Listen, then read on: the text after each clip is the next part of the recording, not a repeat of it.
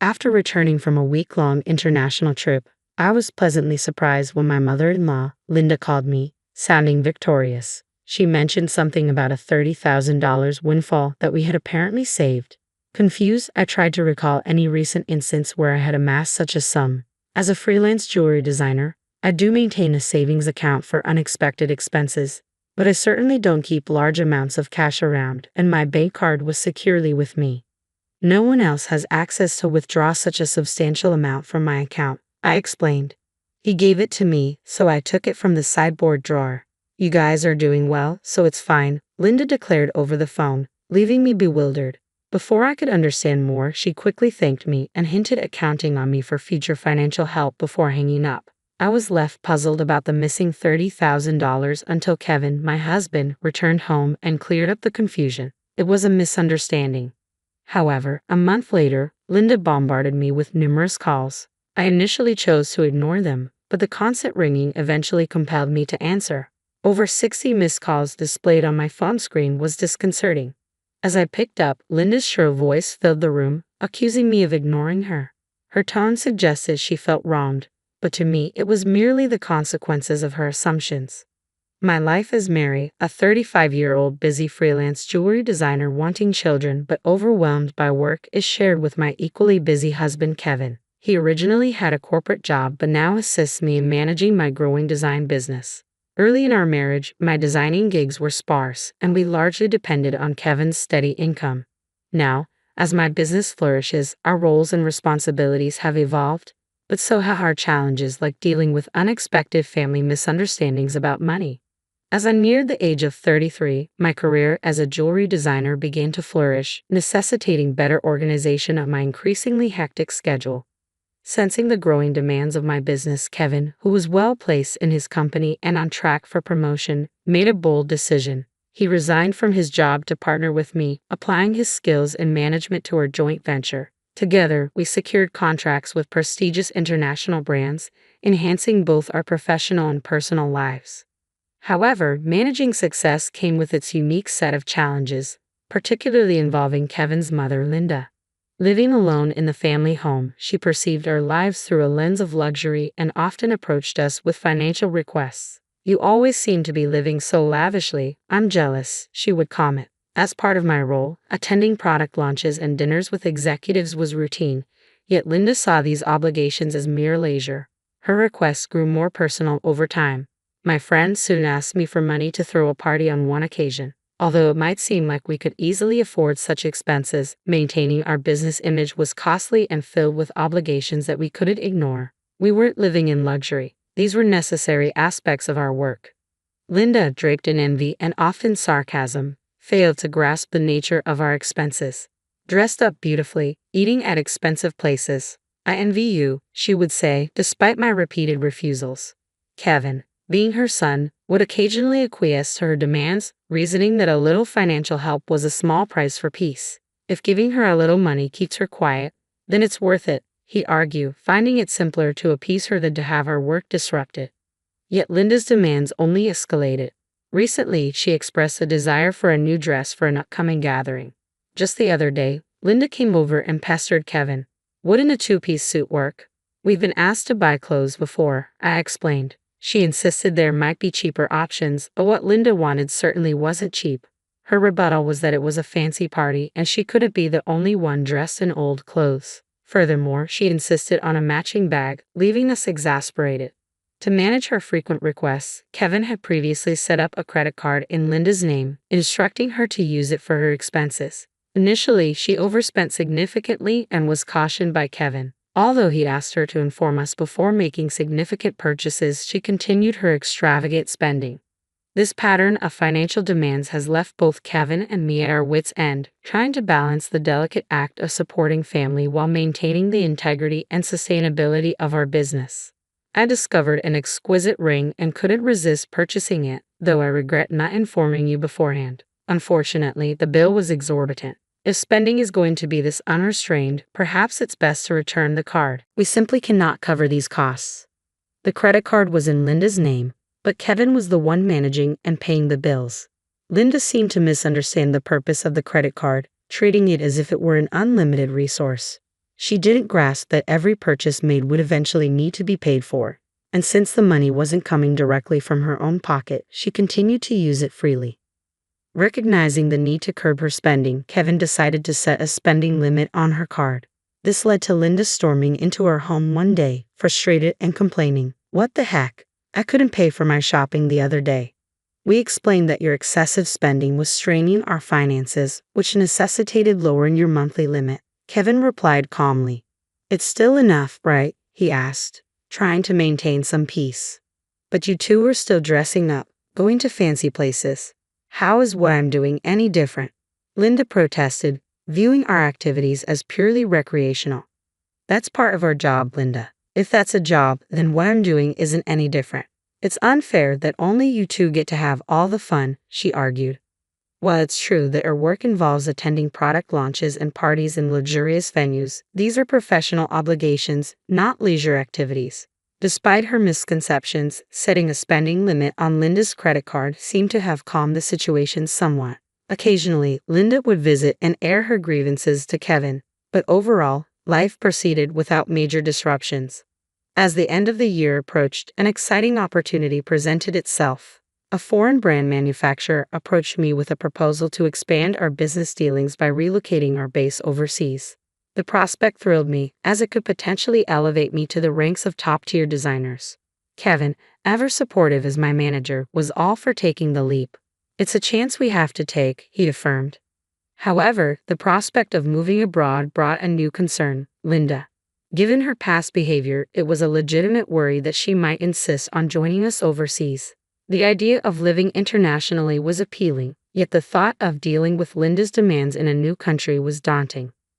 When we shared our plans to move overseas for work with Linda that weekend, she responded exactly as we predicted. "I want to come too," she declared, assuming our move would be an endless vacation. Kevin tried to clarify, "We're going there for work. It won't be as leisurely as you think." But Linda was skeptical. "You're trying to trick me. You plan to live even more lavishly there without me watching," she accused. "We're not moving there permanently. We'll come back after our work is done," I explained, trying to ease her concerns. "Yes," she retorted, "you're saying that, but you're planning to leave me behind, aren't you?" Exhausted by this repetitive argument, both Kevin and I were weary. In an attempt to compromise, Kevin suggested, "Okay, we can't take you with us, but how about we pay for a week-long trip for you instead?" Linda perked up at this. "Really? Are you sure? We'll cover your flight and hotel, but you'll need to manage the rest," Kevin affirmed, pleased at least for the moment. However, the peace was short-lived. A few days later, while Kevin was preoccupied with the overseas move arrangements, Linda dropped by unexpectedly. "Hey Mary," Kevin said, "but I want to shop over there too. Can you give me some money?" she asked. "What about the card that Kevin gave you?" I inquired, knowing she had a designated credit card for such expenses. Linda's face fell. "That's the thing. Kevin finally took it away from me the other day," she admitted.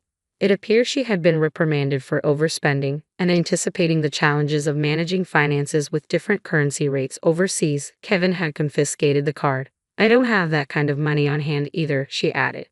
"I can't give you money without Kevin's approval. Can you ask him?" I suggested, knowing full well Kevin's stance. "It's no use asking him, that's why I'm asking you," she pressed, raising her voice in frustration. Despite my suggestion, Linda ended up going on a 10-day trip abroad, which I assumed Kevin managed to fund somehow. Upon her return, she called me, burning with excitement. "I'm back, and it was so fun." She excitedly shared tales of her sightseeing and dining adventures. "Though I hadn't asked, and I overbought souvenirs. I could have fit them in my suitcase, so I had them shipped here. Can't wait for them to arrive," she exclaimed. "That's nice," I replied, trying to keep my tone neutral despite feeling a bit overwhelmed.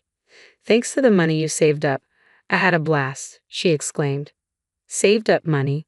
What are you talking about?" I responded, puzzled and a bit alarmed, having no recollection of setting aside money for her splurge. "I found it in your house's sideboard drawer," she said, claiming she took $30,000. I was stunned. Why would such a large amount of cash be stashed away at home, especially not in a drawer where anyone could find it? Confused, I confronted her. "I'm not sure what money you're talking about, but taking it from our house without permission is theft, even if you're family. Do you understand that?"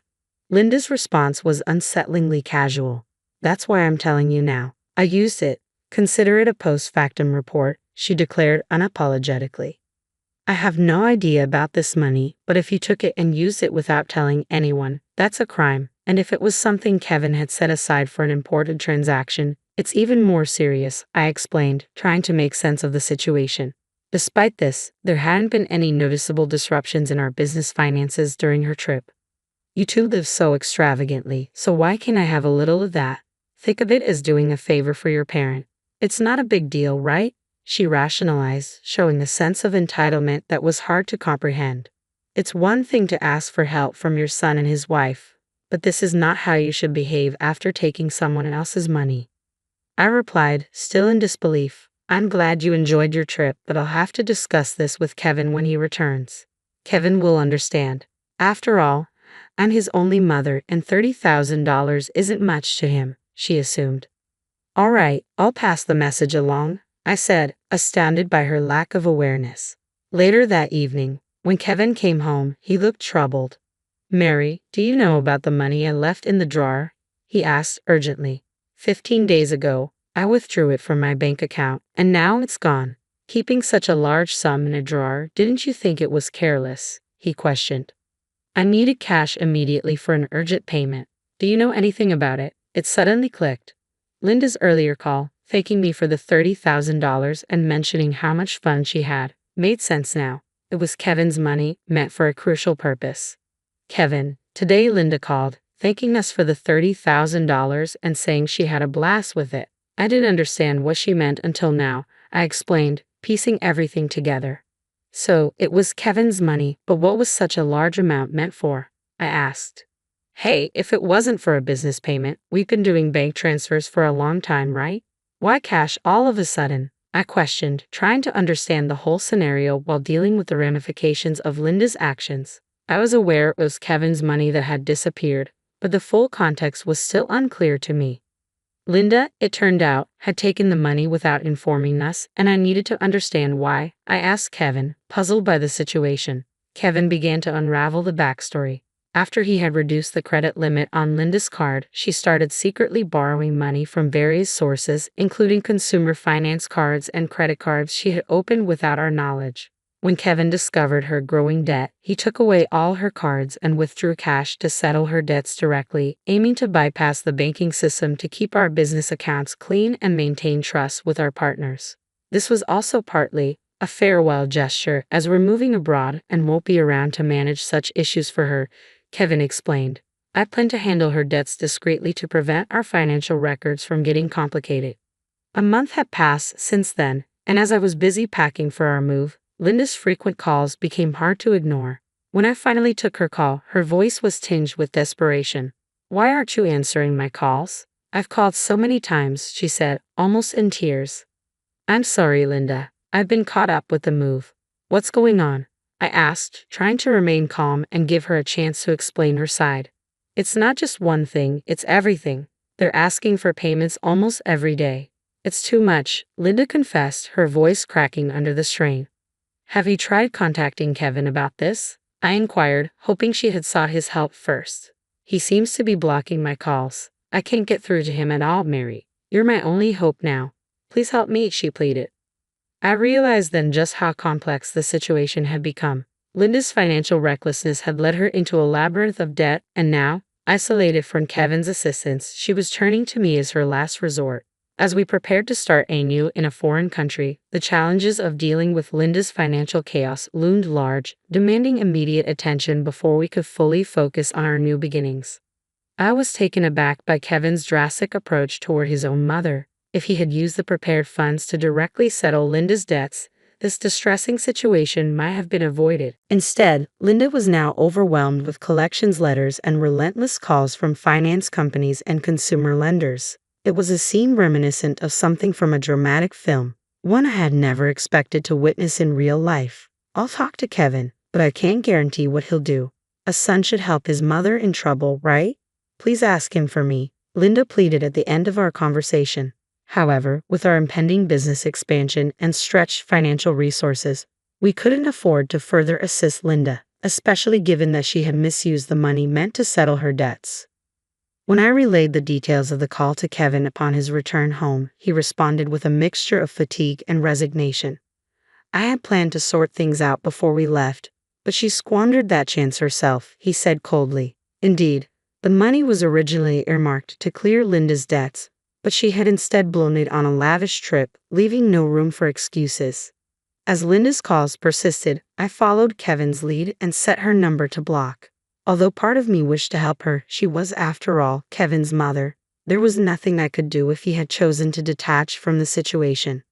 Meanwhile, the day of our move overseas was quickly approaching, and I still had a lot to pack. Amid the chaos of packing, I discovered another troubling piece of news.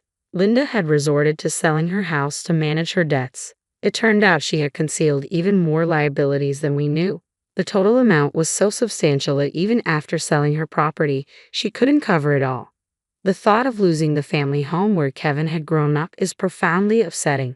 "Hey, our family home is gone. Are you okay with that?" I asked, sensing his sadness. "How can I be okay, but there's nothing we can do," Kevin replied, his voice tinged with sorrow.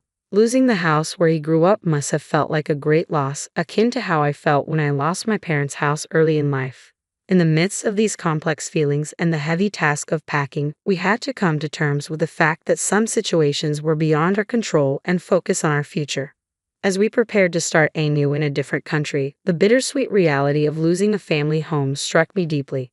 Watching Kevin navigate this loss was unlike anything I had experienced before. He had not only lost the tangible structure where his earliest memories were formed, but also his emotional sanctuary. All this while his mother, Linda, was still alive. It's an indescribable feeling, the mixture of loss and displacement, especially under such painful circumstances. I reflected.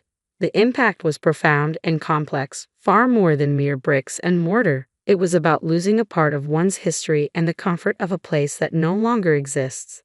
Meanwhile, Linda, now residing in a modest apartment, faced the daily grind of managing her debts. Working part-time at her age posed significant challenges. Job opportunities for the elderly were limited, often physically demanding, and less rewarding. This stark new reality was a drastic shift from her previous life of unchecked spending and financial freedom. Though sympathy naturally arose seeing her struggle, it was tempered by the knowledge that her situation stemmed from her own financial imprudence. Life teaches us that actions have consequences, and Linda's case reaffirmed the harsh truth that financial responsibility is crucial at any age. Back in our new environment, our business was thriving beyond our initial expectations. The move overseas had catapulted our brand into the international spotlight, bringing in a flurry of inquiries and offers from various corners of the globe. Every new email and call held potential for expansion and collaboration, which was incredibly exciting yet immensely demanding. However, amidst the professional achievements, our personal lives bore the weight of relentless schedules. The dream of expanding our family seemed like a distant vision, something we hoped to circle back to when the waves of immediate demands subsided. Kevin, juggling multiple roles from logistics to client management, felt this strain acutely. As partners in both life and business, we found ourselves pondering the future and our priorities, wondering how we could align our professional goals with our personal desires. Looking out of our apartment window, taking in the view of the far cityscape with its neon lights blurring into the night, I reflected on the contrast between this vibrant, relentless city that was now our home and the quiet, steady life we had left behind. The complexity of our new life was exhilarating but also daunting, filled with endless tasks and decisions that challenged us at every turn. Navigating this new chapter, I often found myself reflecting on Linda's situation and the broader implications of our familial and financial decisions. It was a continuous learning curve, understanding how deeply intertwined our choices were with the fabric of our lives. Each decision, each sacrifice, and each success shaped not just our immediate circumstances but also the legacy we were building. As we embarked on this new phase of our life, we remained mindful of the delicate balance between achieving professional success and maintaining the relationships that defined who we were beyond our business achievements.